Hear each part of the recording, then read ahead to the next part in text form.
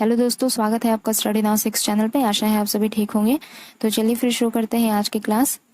पहला प्रश्न देखेंगे, उद्धव शतक के लेखक कौन रहे? तो रत्नाकर। उद्धव शतक के लेखक रहते हैं जगन्नाथ दास रत्नाकर। जगन्नाथ दास रत्नाकर के बारे में कल बताया था मैंने कि ये ब्रजभाषा के आधुनिक कालीन प्रसिद्ध कवि है। ठीक है। इसके अलावा उद्धव शतक ब्रजभाषा में रचित है और माना जाता है कि इसमें कुल 118 छंद हैं। ठीक है। जगन्नाथ दास रत्नाकर साहित्य सुधा निधि मासिक पत्रिका का इन्होंने संपादन किया था, जगन्नाथ दास रत्नाकर ने। अगला प्रश्न है, रत्नाकर कृत जगन्नाथ दास रत्नाकर द्वारा रचित गंगावतरण किस छंद में रचा गया है? तो रोला छंद में रचा गया है गंगावतरण नामक इनकी रचना। अगला प्रश्न देखेंगे, भारतेंदु जी ने किस नाटक में स्वयं अभिनय किया है? तो शीतला प्रसाद त्रिपाठी द्वारा रचित जानकी मंगल नाटक में इन्होंने स्वयं अभिनय किया है। जानकी मंगल नाटक की भाषा परिमार्जित खड़ी बोली है। ठीक है। जानकी मंगल नाटक किनके द्वारा रचित है? तो शीतला प्रसाद त्रिपाठी द्वारा रचित है और इसकी भाषा कैसी है? परिमार्जित खड़ी बोली। अगला प्रश्न देखते हैं, काशी में नेशनल थिएटर की स्थापना के प्रेरक कौन रहे? तो भारतेंदु हरिश्चंद्र काशी में नेशनल थिएटर के स्थापना के प्रेरक रहे। अंधेर नगरी नाटक का मंचन 1881 ईस्वी में इसी नेशनल थिएटर में किया गया था। ठीक है। अंधेर नगरी नाटक जो रही उसका मंचन 1881 ईस्वी में काशी के नेशनल थिएटर में ही किया गया था। भारतेंदु कालीन की इस उपन्यास से आधुनिकता की शुरुआत मानी जाती है। तो श्रीनिवास दास जी की उपन्यास परीक्षा गुरु से आधुनिकता की शुरुआत मानी जाती है। ठीक है। इससे पूर्व मतलब इस उपन्यास से पूर्व श्रद्धाराम फुलौरी ने भाग्यवती नामक एक लघु सामाजिक उपन्यास लिखा था। ठीक है। भाग्यवती नामक एक लघु सामाजिक उपन्यास लिखा था। इसके अलावा रानी केतकी की कहानी के रचयिता कौन रहे? तो इंशाअल्लाह खां। 100 अजान 100 जान के रचयिता रहते हैं बालकृष्ण भट्ट और चंद्रकांता देवकीनंदन खत्री द्वारा रचित है। अगला प्रश्न है, तदीय समाज से किनका संबंध था? तो तदीय समाज से भारतेंदु हरिश्चंद्र जी का संबंध था। भारतेंदु हरिश्चंद्र जी ने वैष्णव भक्ति के प्रचार के लिए तदीय समाज की स्थापना की थी। ठीक है। वैष्णव भक्ति के प्रचार के लिए तदीय समाज की स्थापना की थी। हरिश्चंद्र इनका मूल नाम था। भारतेंदु हरिश्चंद्र में जो हरिश्चंद्र है यह इनका मूल नाम था, जबकि भारतेंदु इनकी लोकप्रियता से प्रभावित होकर, ठीक है, इनकी लोकप्रियता से प्रभावित होकर काशी के जो विद्वान थे उन्होंने 1880 ईस्वी में इन्हें भारतेंदु की उपाधि दी गई, यानी भारतेंदु इन्हें उपाधि स्वरूप दिया गया था, जबकि हरिश्चंद्र इनका मूल नाम था। ठीक है। अगला प्रश्न देखेंगे, धन्य भारत भूमि सब रत्ननी की उपजावनी पंक्ति के लेखक कौन है? तो बद्री नारायण चौधरी प्रेमघन इस पंक्ति के लेखक हैं। आगे देखेंगे अगला प्रश्न, नवजागरण का अग्रदूत हिंदी के किस लेखक को कहा जाता है?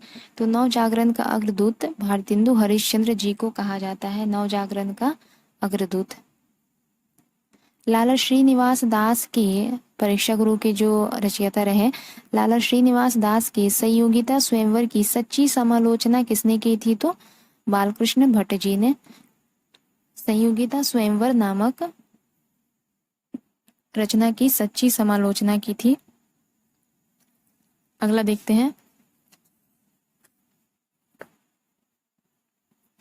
मेघदूत काव्य का खड़ी बोली में अनुवाद किसने किया? मेघदूत काव्य का खड़ी बोली में अनुवाद किया राजा लक्ष्मण सिंह ने मेघदूत काव्य का खड़ी बोली में अनुवाद किया था।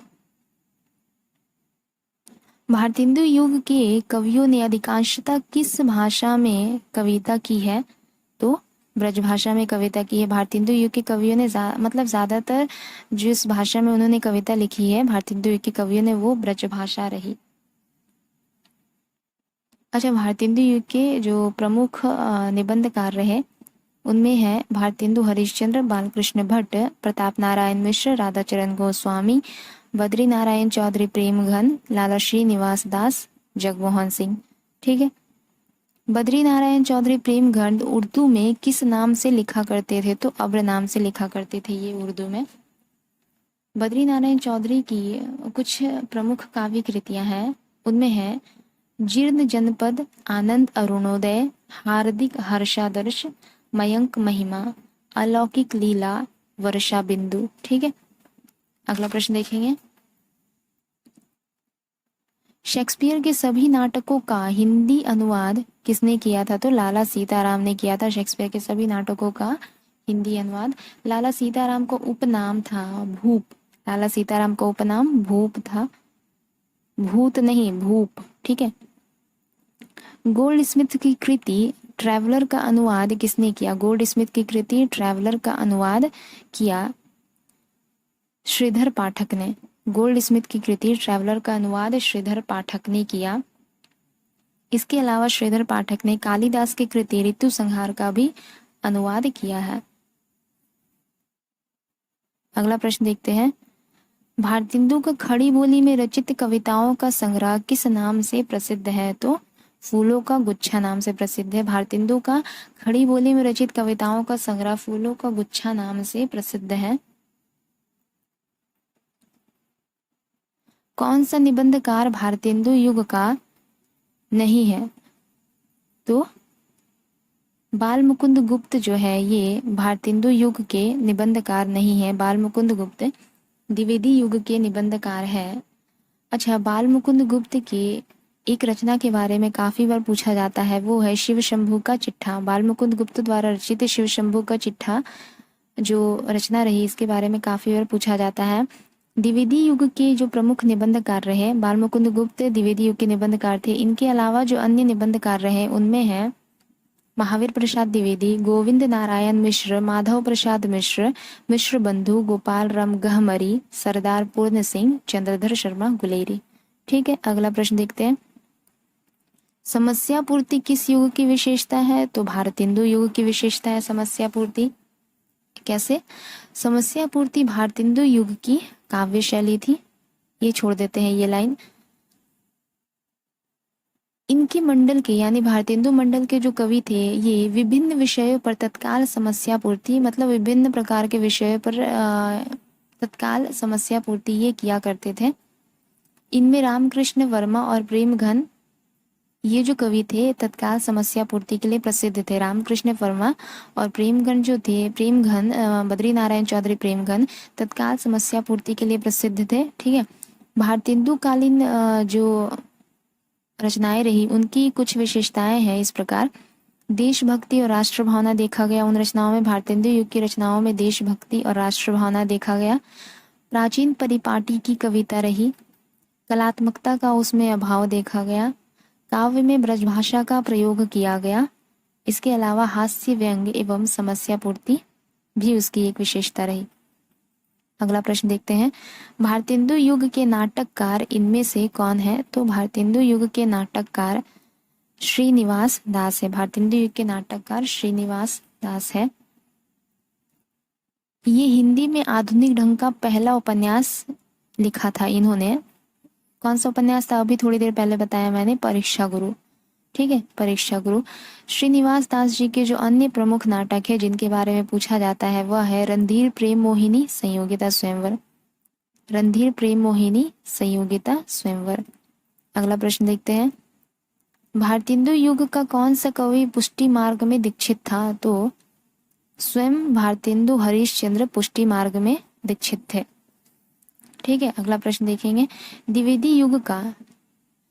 युग का एक और नाम है, कौन सा? तो जागरण सुधार काल। द्विवेदी युग का एक और नाम कौन सा है? जागरण सुधार काल। द्विवेदी युग महावीर प्रसाद द्विवेदी के नाम पर पड़ा था। भारतेंदु युग के बाद द्विवेदी युग का ही आगमन होता है। द्विवेदी युग के कुछ प्रमुख कवि है। द्विवेदी युग के प्रमुख कवि पीछे हम लोगों ने जाना था निबंधकार के बारे में। अभी द्विवेदी युग के कवि है जो मैथिली शरण गुप्त, अयोध्या सिंह उपाध्याय हरिऔध, श्रीधर पाठक, गया प्रसाद शुक्ल सनेही, रामनरेश त्रिपाठी, नाथूराम शर्मा शंकर, गोपाल शरण सिंह। ठीक है। द्विवेदी युग का वह साहित्यकार जिन्हें द्विवेदी युग का वह साहित्यकार जिन्हें कविता कामिनी कांत, भारतेंदु, प्रज्ञेंदु, साहित्य सुधाकर उपाधियों से विभूषित किया गया, वह थे नाथूराम शर्मा शंकर। नाथूराम शर्मा शंकर द्विवेदी युग के वह साहित्यकार थे जिन्हें कविता कामिनी कांत, भारतेंदु, प्रज्ञेंदु, साहित्य सुधाकर उपाधियों से विभूषित किया गया। ये ब्रजभाषा के कवि थे। नाथूराम शर्मा शंकर ब्रजभाषा के कवि थे, किंतु शीघ्र ही माना जाता है कि शीघ्र ही ये खड़ी बोली की ओर झुक गए थे। अगला प्रश्न देखेंगे, ज्ञान राशि के संचित कोश का नाम ही साहित्य है, यह कथन किनका है? तो महावीर प्रसाद द्विवेदी जी का है यह कथन। ज्ञान राशि के संचित कोश का नाम ही साहित्य है। आचार्य महावीर प्रसाद द्विवेदी द्वारा रचित अर्थशास्त्र विषय का ग्रंथ इनमें से कौन सा है? तो संपत्ति शास्त्र अर्थशास्त्र विषय का ग्रंथ है महावीर प्रसाद द्विवेदी द्वारा रचित। यह पुस्तक 1908 में प्रकाशित हुई, जो भारत के आर्थिक राजनीतिक यथार्थ का चित्रण करती है। इस ग्रंथ में भारत के आर्थिक राजनीतिक यथार्थ को दर्शाया गया है। संपत्ति शास्त्र नामक ग्रंथ में प्राचीन पंडित और कवि किनकी रचना है? तो प्राचीन पंडित और कवि आचार्य महावीर प्रसाद द्विवेदी की रचना है। अगला प्रश्न देखेंगे, जूही की कली कविता को किस संपादक ने अपने पत्र में बिना प्रकाशित किए वापस कर दिया था? तो काफी बार ये प्रश्न पूछा जाता है। महावीर प्रसाद द्विवेदी जी ने जूही की कली नामक एक मुक्तक छंद की कविता को अपनी पत्रिका में बिना प्रकाशित किए वापस कर दिया था। जूही की कली सूर्यकांत त्रिपाठी निराला की रचना रही। निराला जी कौन कौन सी पत्रिका से जुड़े हुए थे? तो समन्वय पत्रिका, सुधा पत्रिका एवं मतवाला पत्रिका। ठीक है। अगला प्रश्न देखेंगे, अंतकरण की वृत्तियों के चित्र का नाम कविता है, यह कथन किसने कहा है? अंतकरण की वृत्तियों के चित्र का नाम कविता है, यह कथन आचार्य महावीर प्रसाद द्विवेदी जी का है। याद रखिएगा, इंपॉर्टेंट है। इनमें से कौन द्विवेदी युग के कवि नहीं है? तो सोहनलाल द्विवेदी ये द्विवेदी युग के कवि नहीं है। सोहनलाल द्विवेदी द्विवेदी युग के कवि नहीं है। द्विवेदी युग के सर्वश्रेष्ठ प्रगीतकार कौन माने जाते हैं? तो द्विवेदी युग के सर्वश्रेष्ठ प्रगीतकार मुकुटधर पांडे माने जाते हैं। मुकुटधर पांडे लोचन प्रसाद पांडे के अनुज रहे। लोचन प्रसाद पांडे के अनुज रहे मुकुटधर पांडे। खड़ी बोली हिंदी का आधुनिक कालीन प्रथम महाकाव्य कौन सा है? तो अयोध्या सिंह उपाध्याय हरिऔध द्वारा रचित प्रिय प्रवास खड़ी बोली हिंदी का आधुनिक कालीन प्रथम महाकाव्य माना जाता है। इसका प्रकाशन वर्ष 1914 रहा। इस कृति पर मंगला प्रसाद पारितोषिक पुरस्कार भी प्रदान किया जा चुका है। हरिऔध जी ने पहले इसका नाम प्रिय प्रवास का नाम पहले ब्रजांगना विलाप रखा था, परंतु बाद में इसे प्रिय प्रवास के नाम से प्रकाशित करवाया। ठीक है। अगला प्रश्न देखते हैं, अयोध्या सिंह उपाध्याय हरिऔध द्वारा लिखित काव्य ग्रंथ कौन सा है? तो अयोध्या सिंह उपाध्याय हरिऔध द्वारा लिखित काव्य ग्रंथ इनमें है चोखे चौपदे। यह अयोध्या सिंह उपाध्याय द्वारा रचित काव्य ग्रंथ है। कौन सी रचना हरिऔध जी की इनमें से नहीं है? कौन सी रचना हरिऔध जी की नहीं है? तो वह है विचित्र विवाह। यह हरिऔध की रचना, हरिऔध जी की रचना नहीं है, बल्कि रामचरित उपाध्याय की रचना है। बाकी यह जो तीनों है, वैदेही वनवास, चोखे चौपदे और चुभते चौपदे, ये तीनों रचनाएं अयोध्या सिंह उपाध्याय हरिऔध की है। द्विवेदी युग की कविता कैसी रही, मतलब क्या विशेषता रही? तो उपदेशात्मक एवं इतिवृत्तात्मक देखा जाता है द्विवेदी युगीन कविताओं में। ये उनकी विशेषता थी द्विवेदी युगीन कविताओं की। अगला प्रश्न देखेंगे, मधुप उपनाम से काव्यानुवाद करने वाले कवि निम्नलिखित में से कौन है? तो मैथिली शरण गुप्त मधुप उपनाम से काव्यानुवाद किया करते थे। मैथिली शरण गुप्त। भारत भारती में किस भावना की रूपरेखा प्रस्तुत की गई है? तो भारत भारती में राष्ट्रीय भावना की रूपरेखा प्रस्तुत की गई है। भारत भारती के रचयिता रहे मैथिली शरण गुप्त। इसका रचना काल रहा प्रकाशन वर्ष 1912 ईस्वी। गांधी जी ने मैथिली शरण गुप्त को राष्ट्र कवि की उपाधि प्रदान की थी। ठीक है। राजपूतान की कथा इनमें से कौन सी रही? तो रंग में भंग राजपूतान की कथा है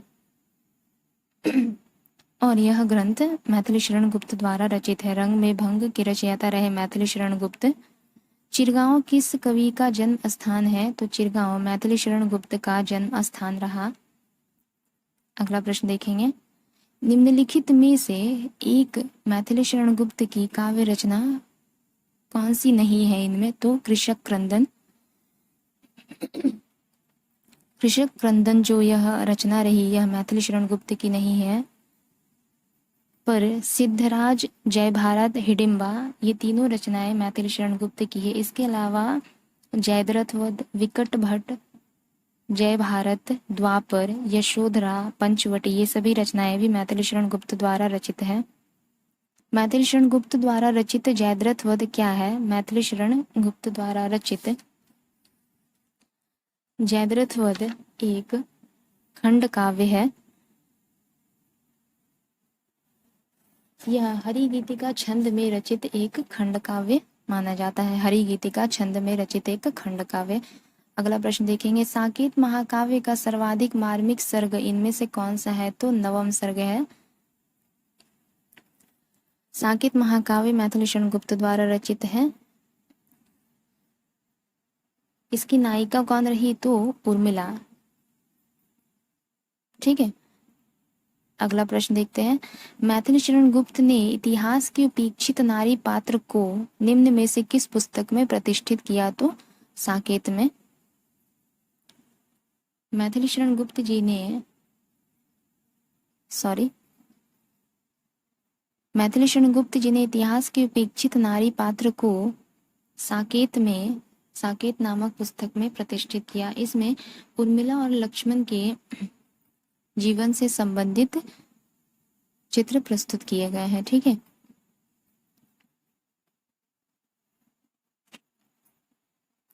मुख्य रूप से यह उर्मिला पर केंद्रित है, यह जो रचना है साकेत रचना।